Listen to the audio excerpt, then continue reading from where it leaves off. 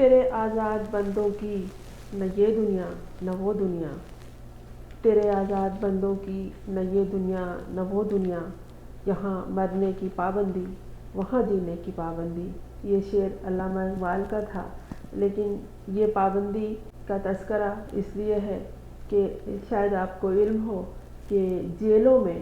قیدیوں کو یہ سہولت پہلے سے حاصل ہو جاتی ہے جو ہم آزاد شہریوں کے پاس ہوتی ہے کہ اپنے حق رائے دہی کے استعمال کا، یعنی ووٹ دینے کا حق، اور قیدیوں نے پاکستان میں اس ووٹ کا، اپنے اس رائے کا استعمال 6 فروری سے ہی کرنا شروع کر دیا ہے، اور کل بھی پنجاب کے کئی جیلوں میں ووٹنگ ہوگی۔ کراچی سینٹرل جیل کے انتخابی معاملات کی جو میں نے رپورٹ جاننا چاہی تو انتہائی باخبر ذرائع نے سپرنٹنڈنٹ جیل سے بات کر کے یہ کہا کہ کراچی سینٹرل جیل میں اس سے پہلے الیکشن کبھی نہیں ہوئے اور پہلی دفعہ فہرستیں منگوائی گئی تھی، قیدیوں کی تفصیلات تیار کی گئی تھی، لیکن الیکشن وہاں نہیں کیے جا سکے اس لیے کہ یہ ایک دیر طلب کام ہے، اس میں بہت ٹائم لگتا ہے اور اچانک سے یہ سلسلہ شروع وہاں نہیں کیا جا سکا۔ لیکن جو ہمیں تفصیل موصول ہوئی ہے وہ اٹک جیل سے، یہ پہلا رزلٹ ہے، پی ٹی آئی نے وہاں 945 ووٹ حاصل کیے ہیں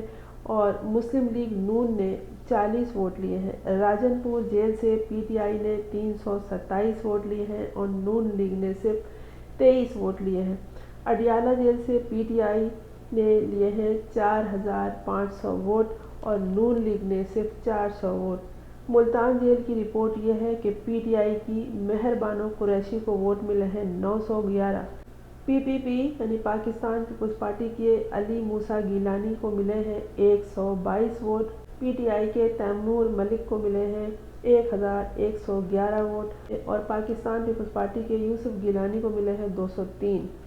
پی ٹی آئی کے عامر ڈوگر کو ملے ہیں 795 اور جہانگیر ترین کو ملے ہیں 27 ووٹ۔ مانسہرہ جیل کی یہ صورتحال ہے کہ پی ٹی آئی کو ملے ہیں 454 ووٹ، نون لیگ کو ملے ہیں 286 ووٹ اور پی پی پی کو یعنی پاکستان پیپلز پارٹی کو 12 ووٹ ملے ہیں۔ اڈیالہ جیل میں عمران خان نے بھی اپنے ووٹ کا استعمال کیا، قیدیوں نے زور و شور سے وہاں اپنے حق رائے دہی کا استعمال کیا اور وہ بہت خوش ہوئے، ایسا لگ رہا تھا کہ یہ بھی ان کا کوئی تہوار ہے۔ قیدیوں نے الیکشن میں اپنے حق کا استعمال کیا اور ان میں ایک نیا جوش اور جذبہ دیکھا جا رہا تھا۔ پنجاب کے جیلوں میں 65,000 قیدی ہیں اور ان قیدیوں میں سے 1500 نے ووٹ دیے ہیں اور ان میں 1500 میں بانی P T I Imran Khan بھی شامل ہیں۔ جیلوں میں ووٹنگ کا سلسلہ ابھی جاری ہے اور جب 8 فروری کو پاکستان بھر میں ووٹ ڈالے جائیں گے تو کچھ جیل جو رہ گئے ہیں یہاں یا جہاں یہ سلسلے چل رہے ہیں وہاں بھی یہ سلسلہ جاری ہوگا۔ باخبر ذرائع جو جیل کے معاملات سے تعلق رکھتے ہیں انہوں نے مجھ سے بات کرتے ہوئے بتایا کہ جیلوں میں ووٹنگ میں گڑبڑ کا بہت معاملہ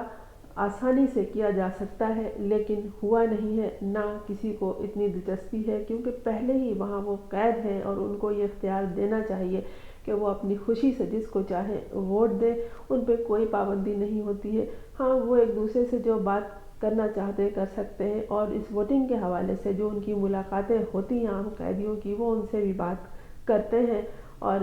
لیکن اس سے پہلے اتنا جوش اور جذبہ نہیں دیکھا گیا جو اس دفعہ دیکھا گیا اور ان قیدیوں نے اپنے حق کا استعمال کیا اور انہوں نے ایک دوسرے کو دیکھ کے فتح کے نشان بنائے۔ یہ وہ قیدی ہیں جو سزا مختلف حوالوں سے پا رہے ہیں اور اپنی قید کاٹ رہے ہیں،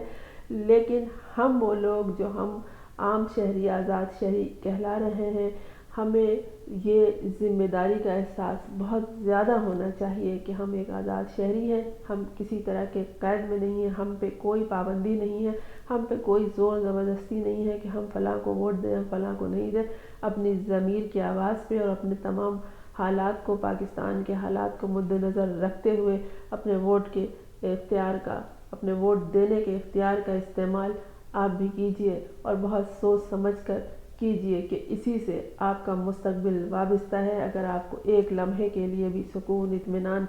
چاہیے اپنے اور اپنے خاندان کے لیے تو پھر بہت سنبھل کے آپ کو ووٹ دینا ہے، بہت سوچ کے ووٹ دینا ہے۔ لیکن ووٹ دینے سے پہلے سوچ لیجئے کہ کیا حالات ہیں آپ کے آس پاس، آپ کے ارد گرد، اور پھر یہ کہ آپ کا ایک ووٹ کتنی اہمیت کا حامل ہے اور اس سے کیا کیا دور رس اثرات نظر آ سکتے ہیں، اور زندگی میں آپ کی کیا تبدیلی آ سکتی ہے، اور یہ بھی کہ جن لوگوں کو آپ ووٹ دے رہے ہیں انہوں نے آپ کے لیے کیا کیا، کن حالات میں کیا۔ یاد رکھیے، کرپشن، غبن، بدعنوانی، چور، ڈاکو، لٹیروں کو اپنے سے دور رکھیے، اور اپنا قیمتی ووٹ جو امانت ہے انہیں اس طرح سے غلط لوگوں کو دے کے